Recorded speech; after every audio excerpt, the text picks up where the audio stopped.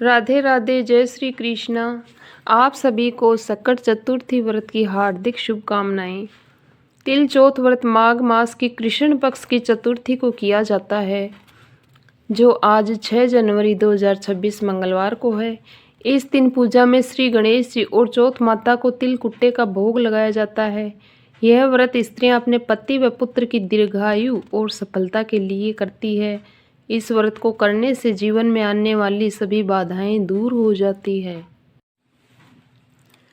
अब हम तिल चौथ व्रत की कहानी शुरू करते हैं। किसी शहर में एक सेठ सेठानी रहते थे। उनके कोई संतान नहीं थी, इससे दोनों बहुत दुखी रहते थे।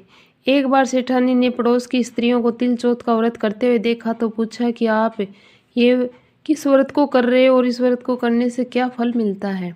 तब उन्होंने बताया कि इस व्रत को करने से धन, वैभव, पुत्र, अमर सुहाग प्राप्त होता है, घर में सुख शांति का वास होता है। तब सेठानी बोली कि यदि मेरे पुत्र हो जावे तो मैं चौथ माता गणेश जी को 1.25 किलो का तिल कुट्टा चढ़ा दूंगी।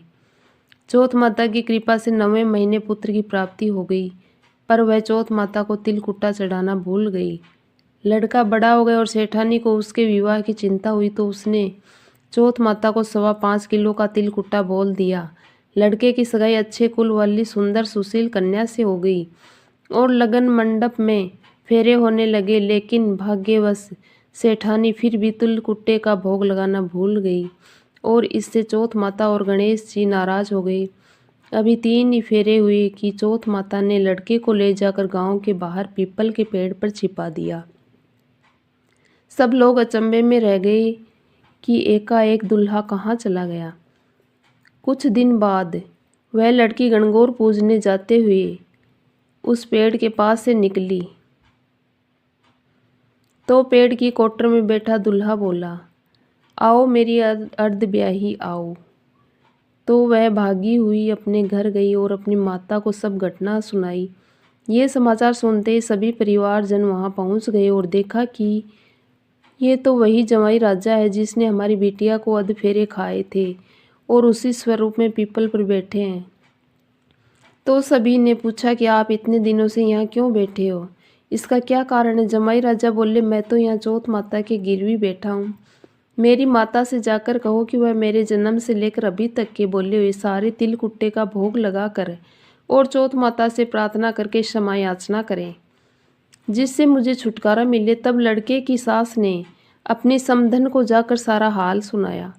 तब दोनों समधनों ने 1.25 मन का तिल कुट्टा गणेश जी और चौथ माता को पूजन करके भोग अर्पण करके क्षमा याचना की तो चौथ माता ने प्रसन्न होकर दूल्हे राजा को वहां से लाकर बिठा दिया। वहां वर वधू के 7 फेरे पूरे हुए और वर वधू सकुशल अपने घर के लिए विदा हुए। चौथ माता की कृपा से दोनों परिवारों में खुशहाली हुई। हे चौथ माता, जैसा उस लड़के के साथ हुआ वैसा किसी के साथ नहीं हो और कोई भी भगवान के बोला हुआ प्रसाद चढ़ाना नहीं भूले। जय श्री गणेश भगवान और तिल चौथ माता की जय। इसके बाद विनायक जी की कहानी सुनते हैं। 2 देवरानी जेठानी थी। जेठानी की बहुत धन था, देवरानी गरीब थी। देवरानी भगवान गणेश जी की बहुत आराधना करती थी। वो अपनी जेठानी के घर रोज आटा पीसने के लिए जाती थी। जिस कपड़े से आटा छानती थी वो कपड़ा अपने घर लाकर पानी से धो लेती और अपने पति को घोल कर पिला देती। एक दिन जेठानी के बच्चों ने देख लिया और अपनी माँ से बोले कि माँ चाची तो अपने घर से आटे का कपड़ा ले जाकर चाचा जी को घोल कर पिला देती है। इस पर जेठानी ने देवरानी को कहा, घर जाओ तो आटे छानने का कपड़ा यहीं रख कर जाया करो। देवरानी ने वैसा ही किया। घर गई तो उसका पति बोला, मुझे चूर्ण घोल कर पिला दो।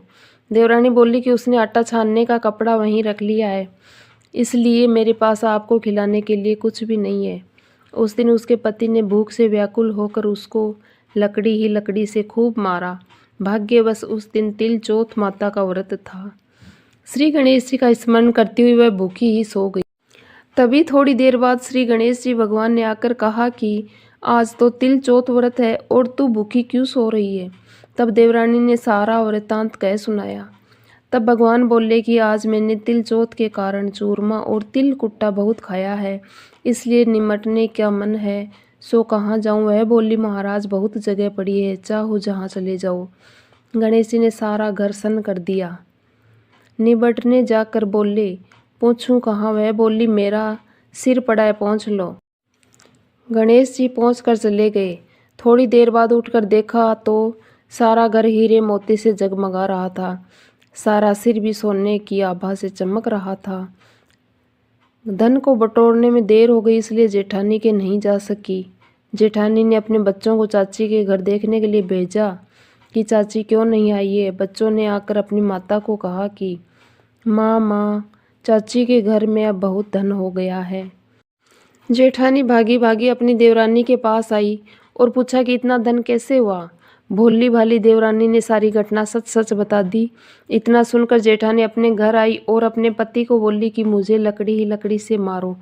देवरानी को देवर जी ने बहुत मारा, इसलिए उसके खूब धन हो गया। उसका पति बोला, भाग्यवान, अपने अन्न धन के भंडार भरे हैं, तू धन के लालच में क्यों मार खाती है। लेकिन वो नहीं मानी और बहुत मार खाकर अपना मकान खाली करके गणेश जी का स्मरण करके सो गई।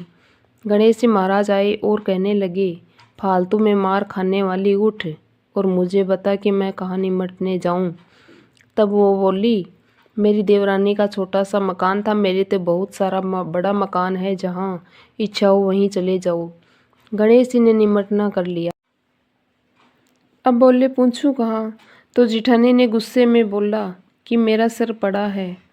पहुंचकर चले गए। थोड़ी देर बाद आकर देखा तो सारा घर सड़ रहा था और बदबू आ रही थी। तब वो बोली, हे गणेश जी महाराज, आपने मेरे साथ छल कपट किया है। देवरानी को तो धन वैभव दिया और मुझे कूड़ा दिया। गणेश जी आए और बोले, तूने धन के लालच में मार खाई। जेठानी क्षमा याचना करने लगी, हे गणेश जी भगवान, मुझे तो धन नहीं चाहिए, ये सब पहले की तरह कर दो। तब गणेश जी बोले कि अपने धन में से आधा धन जेठानी को दे, तब ही अपनी माया ठीक करूँगा। जेठानी ने आधा धन देवरानी को दे दिया, परंतु कहीं सुई धागा रह गया। जब जेठानी ने सुई धागा देवरानी को दिया, तब भगवान गणेश जी ने अपनी लीला समाप्त कर दी। रिद्धि सिद्धि के दाता गणेश जी भगवान, जैसा आपने जेठानी के साथ किया वैसा किसी के साथ नहीं करना। जैसे देवरानी के भंडार भरे वैसे सभी के भरना। कहानी कहने सुनने उंकारा भरने वालों की मनोकामना पूर्ण करना। जय श्री चौथ विनायक जी की। धन्यवाद।